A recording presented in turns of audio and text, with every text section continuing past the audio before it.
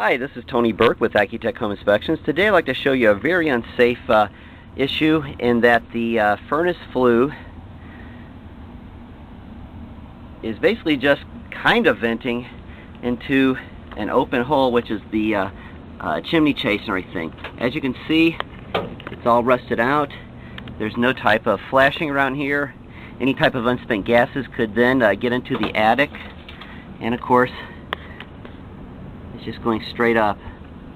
This is going to be a major safety issue and everything, and we will ask that have an HVAC person come out here, maybe even have to have a chimney person come out, take a look at it, see what they need to do as far as any type of flue liner, and then talk to the the buyer about what it would need to be done safely. If you have any questions, give us a call. Our number is 937-344-4663, or look at us online at www.accutech-homeinspections with an S at the end.com. Thanks again, and have a great day. Bye-bye.